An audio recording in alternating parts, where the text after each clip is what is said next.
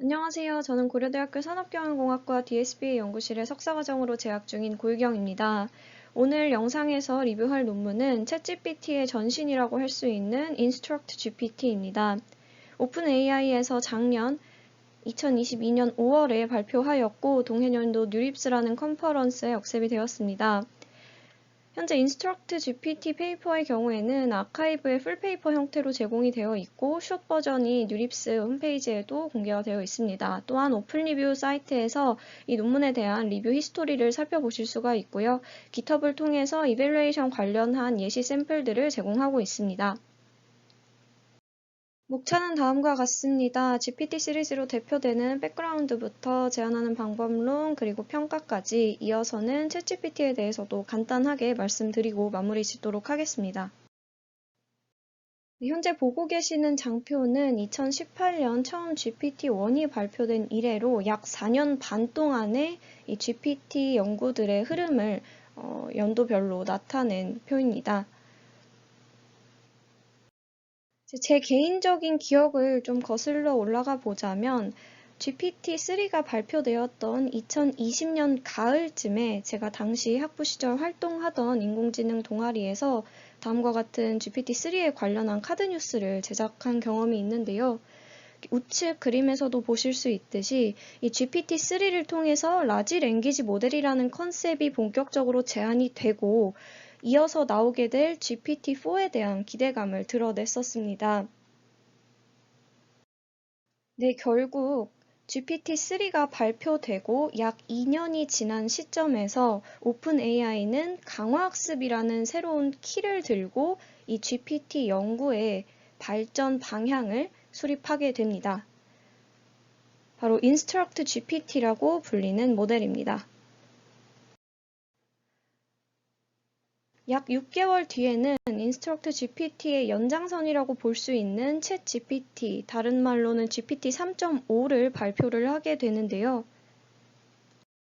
결국 올해 3월 이미지도 이해할 수 있는 멀티모달 형태로 확장된 챗GPT 플러스가 발표되기까지 이르렀습니다. 이제는 너무나 뜨거운 감자가 되어버린 이 챗GPT라는 이름에서 주는 무게감이 굉장한데요.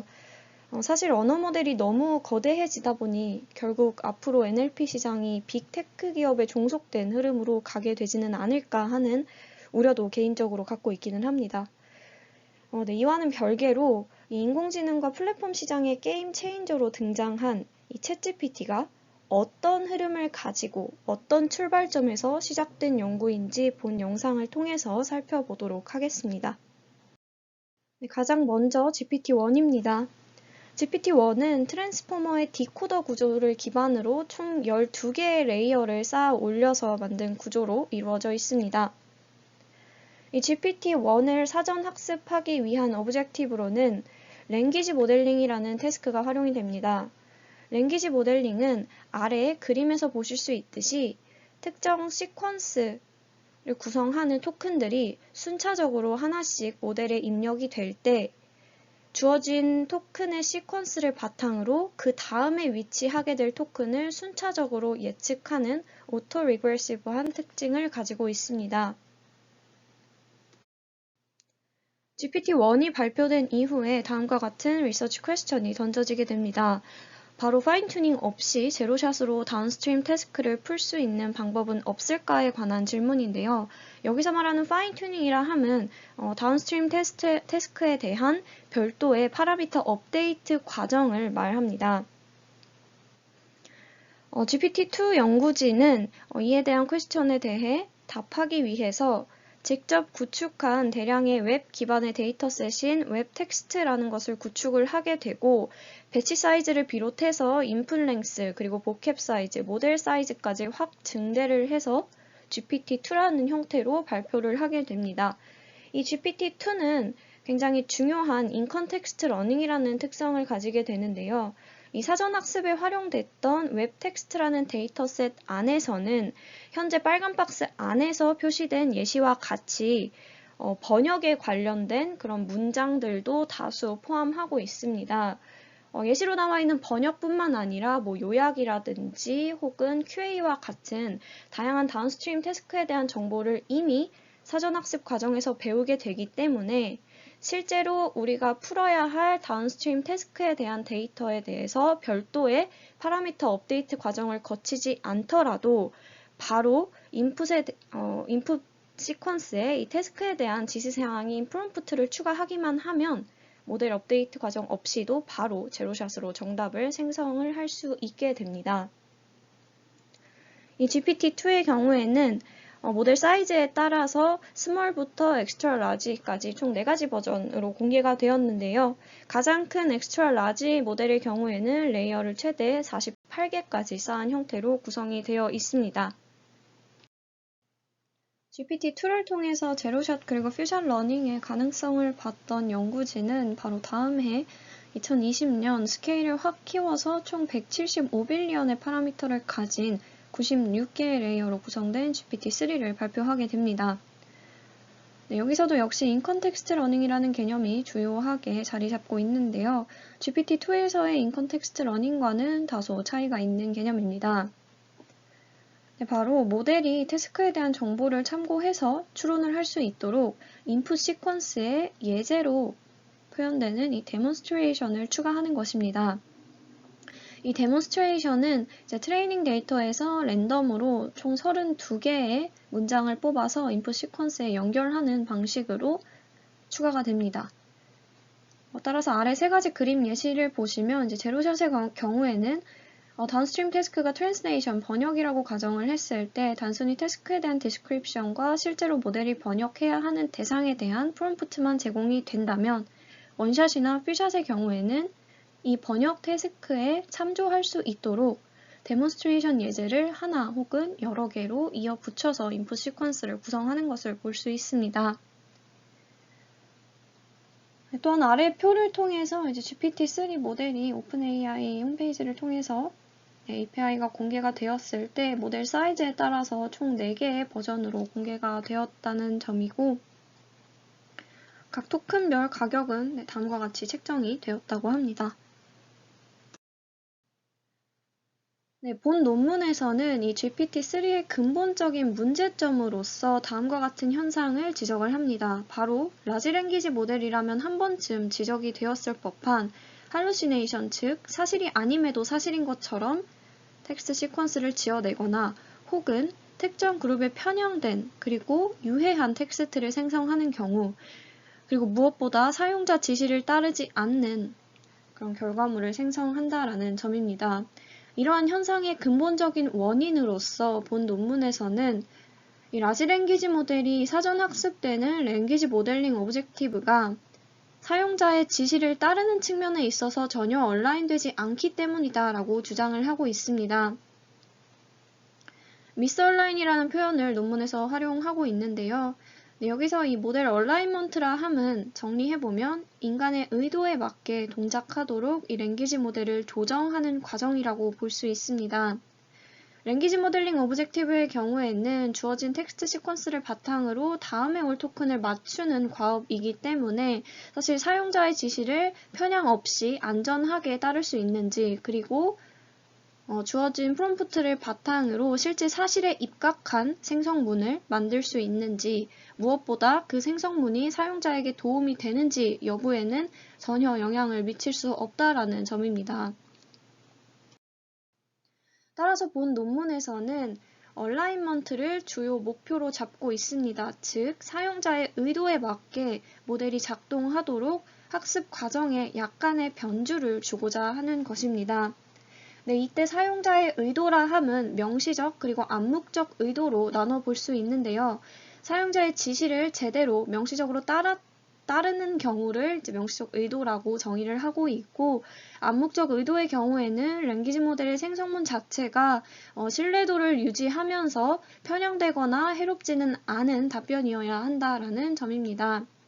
따라서 이 의도에 맞게 작동하기 위해서는 논문에서 다음과 같은 3가지 기준을 만족해야 한다고 주장합니다. 바로 사용자의 문제를 해결하는데 랭귀지 모델의 답변이 도움이 되어야 하고 또 랭귀지 모델 자체가 이제 정보를 조작하거나 또는 사용자에게 잘못된 정보를 제공하지 않아야 한다는 점, 마지막으로는 사람이나 환경에 사회적인 해를 끼치지 않아야 한다는 점입니다. 네, 결국 인트로덕션 측면에서 이 오픈AI의 인스트럭트 GPT 논문을 제가 읽어봤을 때는 기업이 이제 고객 중심으로 전략을 수립하고 솔루션을 개발하는 것처럼 이제 랭귀지 모델 학습도 이 모델을 실제로 활용하는 사용자 입장에서 그 중심으로 바라보자라는 그런 모티베이션이 굉장히 강하게 읽히는 인트로였습니다. 네, 앞서 말씀드린 얼라인먼트를 수행하기 위해, 즉 사용자의 의도에 맞게 랭귀지 모델이 작동할 수 있도록 조정해주기 위해서 본 논문에서는 GPT-3 모델을 사용자의 입맛에 맞게 파인 튜닝하는 전략을 제안합니다. 네, 이 파인 튜닝 방식으로는 바로 강화 학습을 채택하고 있는데요. 그 중에서도 휴먼 피드백을 통한 강화 학습, 줄여서 RLHF라고 불리는 방식을 활용하게 됩니다. 이를 통해서 광범위한 종류의 지시사항에 적절하게 따를 수 있도록 사전 학습된 GPT-3를 파인 튜닝하게 되고, 이때 강화 학습의 리워드로서는 인간의 평가를 활용하게 됩니다. 이에 대해서는 구체적으로 어떤 방식으로 수행되는지 차후에 설명드리도록 하겠습니다. 네, 또한 중요한 포인트가 바로 파인 튜닝을 위해서 데이터 구축을 해야 하는데, 이때 총 40명의 라벨러를 고용했다는 점입니다. 단순 고용이 아니라 이제 스크리닝 테스트라고 해서 이 라벨러들의 능력을 평가하는 사전 실험을 거치게 되고, 여기서 상위에 랭크된 40명을 라벨러로서 고용을 하게 됩니다. 네, 여기서 잠시 짚고 넘어가야 할 포인트가 있는데요. 바로 이 논문에서 정의하는 사용자의 범주입니다.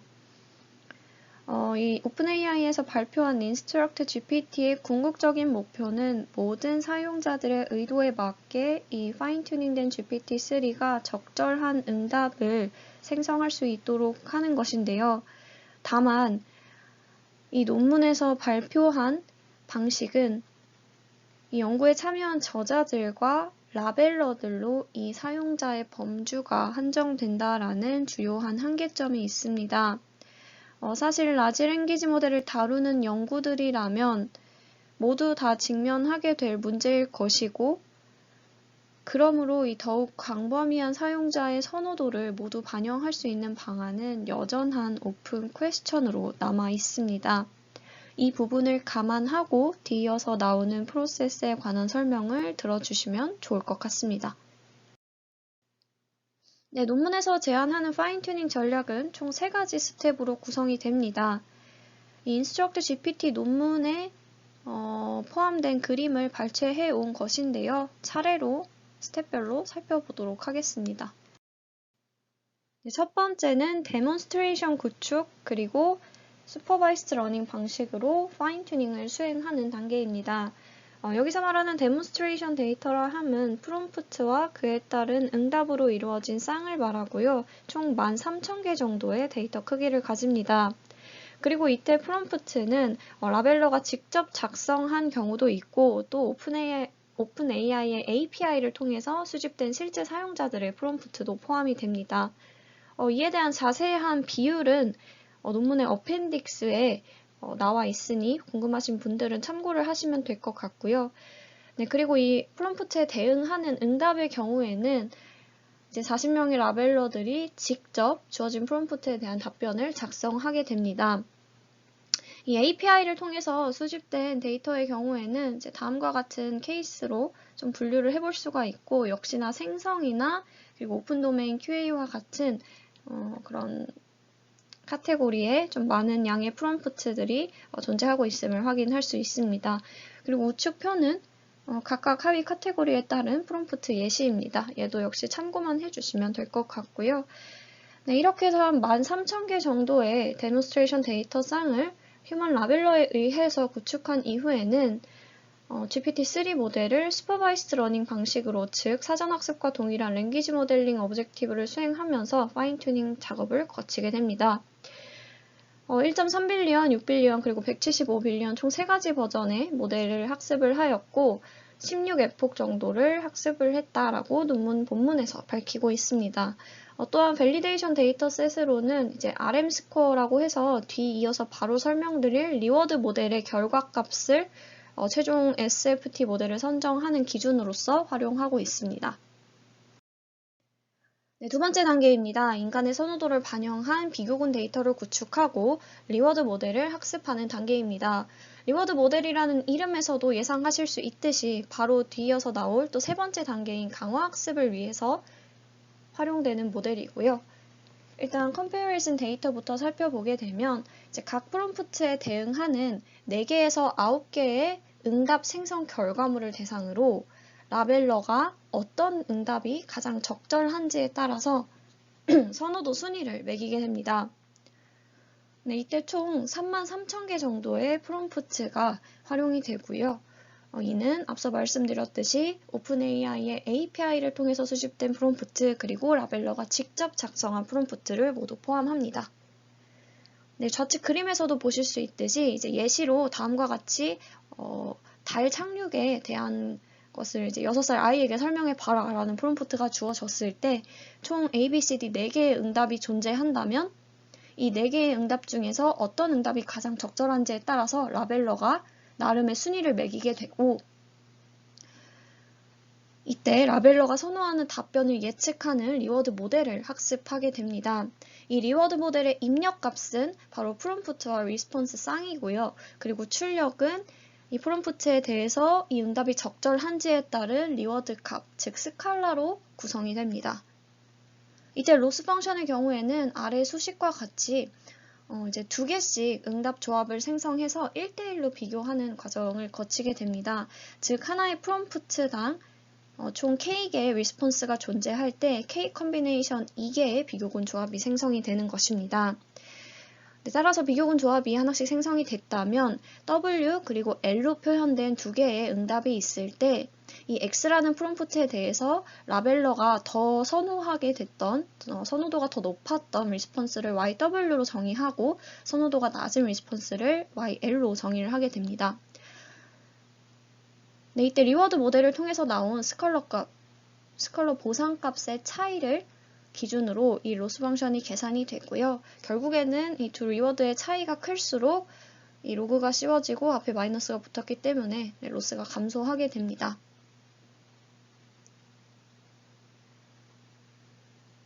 실제 리워드 모델의 경우에는 앞 단계에서 학습을 해놨던 슈퍼바이스드 파인 튜닝 총 6빅 사이즈의 모델로 초기화가 되고요.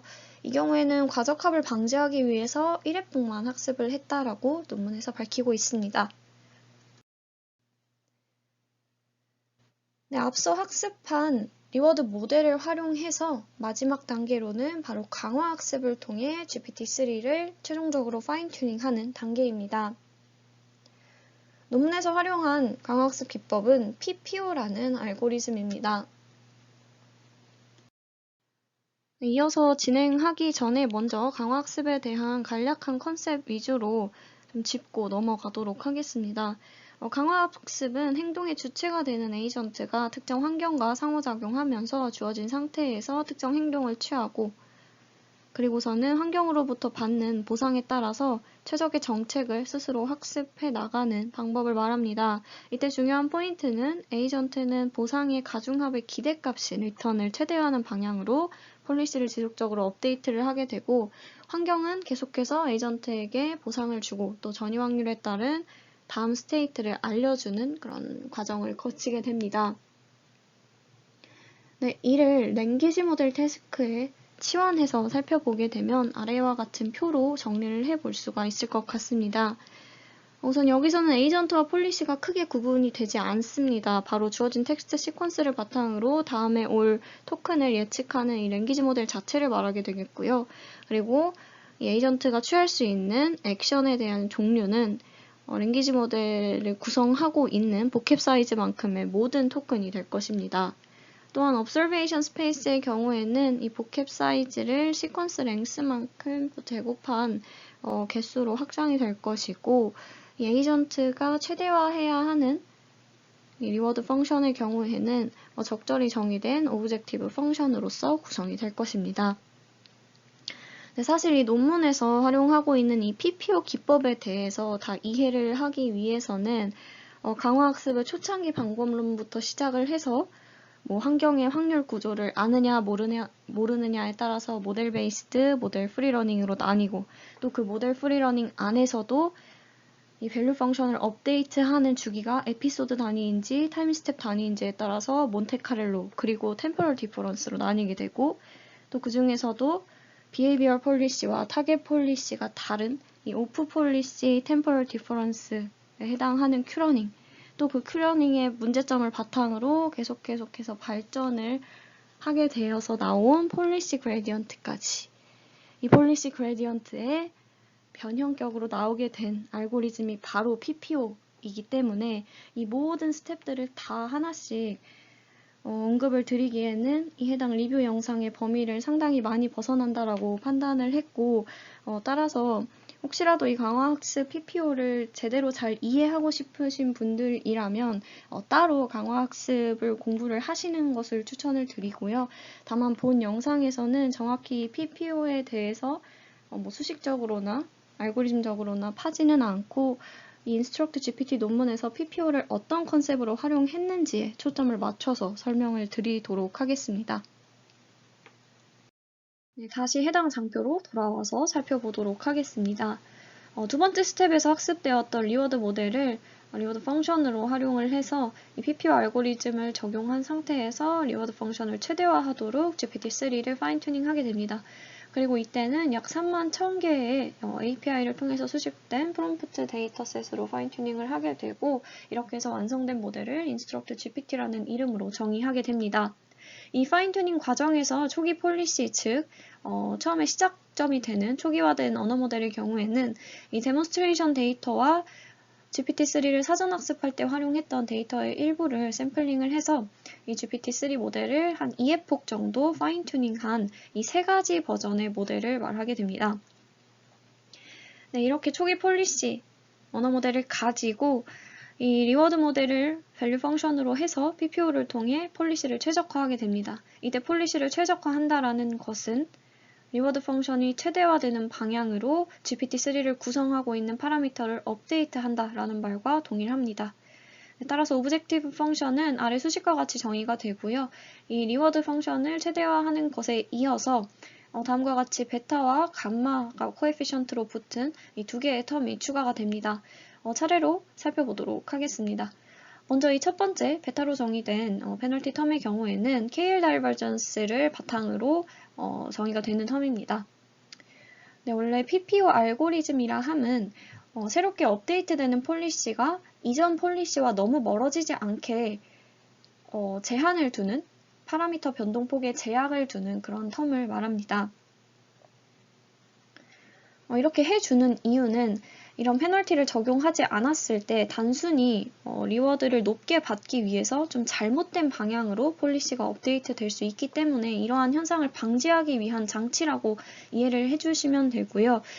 따라서 이제 이 경우에서도 이 업데이트된 폴리시가 초기 폴리시에 해당하는 이 2회폭만큼 파인 튜닝된 모델의 결과와 너무 멀어지지 않게끔 이 파라미터 변동폭을 다음과 같은 텀으로써 제한을 하게 되는 것입니다. 네, 그리고 추가적으로 이 뒤에 프리트레인이라고 되어 있는 텀의 경우에는 이제 연구진이 논문에서 밝히는 바로는 이제 특정 NLP 태스크에서 이 마지막 텀이 없었을 때 성능 저하가 관측이 되었고 이 성능 저하의 원인을 너무 사전학습과 다른 데이터 분포를 가진 그런 파인튜닝 데이터셋으로 파라미터가 조정이 됐기 때문이다 라는 점을 어느 정도 좀 유추를 하고 있습니다. 따라서 프리트레이닝 그레디언트를 어느 정도 이 PPO 업데이트 시에 반영을 해주기 위해서 이제 수식은 굉장히 어렵게 써져 있지만 이제 결과적으로는 사전학습에서 활용한 데이터를 같이 이제 넣어줌으로써 해당하는 그레디언트도 모델 학습에 반영이 될 수 있게끔 해주는 텀이라고 보시면 됩니다. 그래서 총 256K 정도의 에피소드를 학습을 거치게 되어서 파인 튜닝이 진행이 되는 것입니다. 여기까지가 강화학습 알고리즘을 활용해서 GPT-3를 인스트럭트 GPT로 파인 튜닝하는 방법론에 관한 설명이었고요.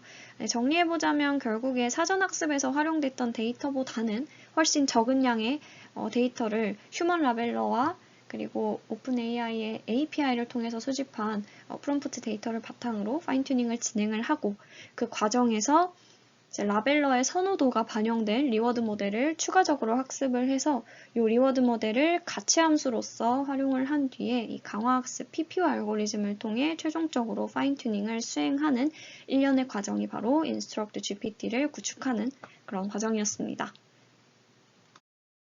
네, 논문에서는 앞서 언급드린 얼라인먼트를 주요 기준으로 평가를 진행하게 됩니다. 즉, 파인튜닝된 랭귀지 모델이 과연 사용자의 의도에 맞게 적절하게 동작하는가에 대한 평가를 진행하는 것이고요. 이에 따라서 마찬가지로 앞에서 언급드렸던 이 세 가지 기준을 만족해야 한다라고 주장하고 있습니다. 먼저 이 도움 측면에서는 라벨러가 전적으로 판단을 하게 되고요. 이 정직성 측면에서는 Truthful QA와 Closed Domain 결과로 평가를 진행하고 있습니다. 또한 이 무해성에 대해서는 이 턱시티를 측정하는 Real Toxicity Prompt Dataset으로 평가를 수행하고 있습니다. 네, 이러한 평가에 따른 논문의 주요 발견 사항에 대해서 말씀드리도록 하겠습니다.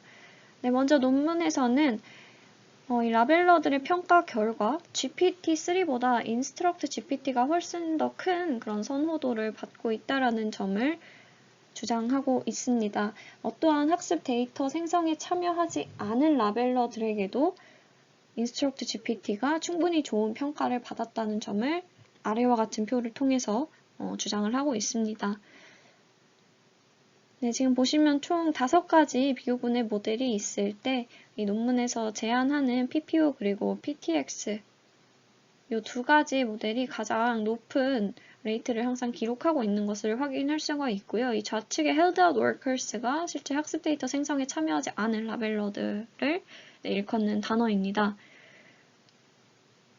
네, 그래서 175빌리언 사이즈의 모델을 각각 Instruct GPT 그리고 GPT-3 버전으로 비교를 해봤을 때 약 한 80% 그리고 한 70% 정도 더 Instruct GPT가 선호되고 있음을 정량적으로도 파악할 수 있었습니다.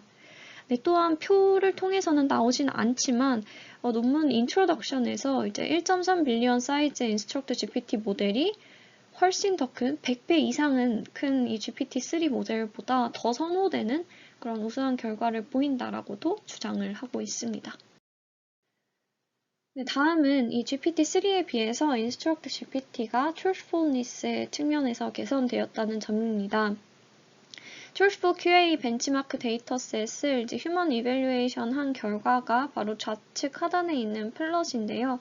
여기 보시는 것처럼 파란색으로 표시된 GPT에 비해서 노란색 그리고 주황색으로 표시된 PPO 계열의 Instruct GPT 모델이 조금은 더 개선된 그런 결과를 보이고 있습니다. 또한 우측 플롯은 이제 Closed Domain이라고 해서 모델 출력 생성문에 입력에 없는 정보가 포함되면 안 되는 그런 제약을 가진 태스크를 수행할 때 할루시네이션, 즉 입력에 없는 정보를 모델이 자의적으로 생성을 해서 사실인 것처럼 말을 하는지에 관한 여부를 평가해 봤을 때 이 파란색 GPT에 비해서 노란색, 주황색으로 정의되는 이 PPO의 할루시네이션 결과가 절반 정도로 낮아진 것을 확인할 수가 있습니다. 이를 통해서 truthfulness 측면에서의 개선을 주장을 하고 있고요. 네, 다음으로는 턱시티와 바이어스 측면에 대한 평가입니다. 좌측 하단 플롯에 보시면은 이제 독성을 측정하기 위한 Real Toxicity Prompts라는 데이터셋으로 자동 평가 그리고 휴먼 이밸류에이션을 진행한 결과인데요. 이 왼쪽과 오른쪽의 차이는 이제 단순히 그냥 프롬프트를 넣었을 때 그리고 respectful한 답변을 생성하라라는 프롬프트를 명시적으로 제공했을 때의 결과입니다. 네, 보시는 것처럼 우측 respectful의 경우에 human evaluation 그리고 자동 평가 모두 다 GPT보다 PPO를 통해서 학습 파인튜닝을 한 Instruct GPT가 훨씬 더 개선된 그런 모습을 보인 점을 확인할 수 있습니다. 또한 우측 플롯을 보시면 이제 바이어스를 평가하는 특정 데이터셋에서는 이제 GPT-3와는 크게 다르지 않은 결과를 보였다는 점에서 어느 정도의 한계점을 인정하고 있습니다. 네, 또 한 가지 괄목할 만한 부분은 바로 모델이 파인튜닝 과정에서 거의 만나보지 않은 인스트럭션에 대해서도 어느 정도 적절한 리스폰스를 잘 생성한다라는 점입니다. 논문에서 밝히는 예시로는 이제 코드 요약이라든지 혹은 코드에 대한 질의응답 혹은 영어가 아닌 다른 언어로 응답해라라는 프롬프트는 모델의 파인튜닝 과정 중에 전혀 존재하지 않음에도 불구하고 아래와 같은 예시에서 볼 수 있듯이 이런 코드에 대한 질의응답을 프롬프트로 넣었을 때 GPT-3는 제대로 답변을 하지 못하고 있는 반면에 Instruct GPT는 어느 정도의 추론 능력을 잘 보여주고 있는 것을 확인할 수 있습니다. 이를 통해서 이 Instruct GPT가 Following Instructions 개념을 어느 정도 일반화할 수 있음을 시사한다라고 주장하고 있습니다. 네, 무엇보다 가장 중요한 이 논문의 인사이트는 바로 Instruct GPT 역시 여전히 완벽하지 않고 실수를 범할 수 있다라는 오류 가능성을 인정한 부분입니다. Instruct GPT의 응답 생성 결과 여전히 사용자의 지침을 따르지 않거나 혹은 없는 사실을 있는 것처럼 지어내거나 아니면 간단한 질문인데도 불구하고 좀 유용하지 않은 장황한 답변을 제공하거나 잘못된 전제에 따라서 적절하게 대응하지 못한다는 그런 한계점이 유효하다라는 지적입니다. 또한 Instruct GPT 구축에 투입되었던 이 Human Resource에 해당하는 휴먼은 연구자들과 라벨러들로만 이루어져 있었기 때문에 이 모든 인간의 선호도를 반영한다라고 볼 수 없고 이러한 문제점들이 이제 여전한 오픈 퀘스천으로 남아있다라고 논문에서도 얘기를 하고 있습니다. 이렇게 GPT-3를 강화학습 알고리즘을 통해서 파인튜닝해서 인간의 의도를 조금 더 잘 반영해서 작동할 수 있도록 하는 방식이 Instruct GPT였다면 한 6개월 정도 지나서 발표된 챗GPT는 Instruct GPT의 방식을 그대로 차용하면서 조금 더 대화에 특화된 모델로서 발전된 형태를 가지고 있습니다. 이 챗GPT가 인공지능 시장의 게임 체인저로 등장한 만큼 최근 굉장히 많은 관심이 이어지고 있는데요. 사실 제로베이스에서 등장한 게 아니라 이미 반년 정도 전에 발표되었던 이 Instruct GPT를 계승한, 이어온 그런 모델이라는 점에서 좀 주요한 특징을 가지고 있습니다. 따라서 그림에서도 보시면 아시겠지만 Instruct GPT의 그림과 정확하게 동일하고요. 다만 이 챗GPT는 대화 특화용 모델이라는 점에서 이 파인튜닝 데이터셋을 구축하는 과정에 약간의 차이가 존재한다는 점이 있습니다. 네, 얼마 전 챗GPT-4가 발표된 만큼 이 오픈AI에서 연구하고 있는 라지 랭귀지 모델의 발전 흐름을 지속해서 좀 관찰하는 것이 앞으로도 좀 주요한 학계의 이슈가 되지 않을까 예상하고 있습니다. 이것으로 리뷰 영상 마치도록 하겠습니다. 시청해주신 분들 모두 감사합니다.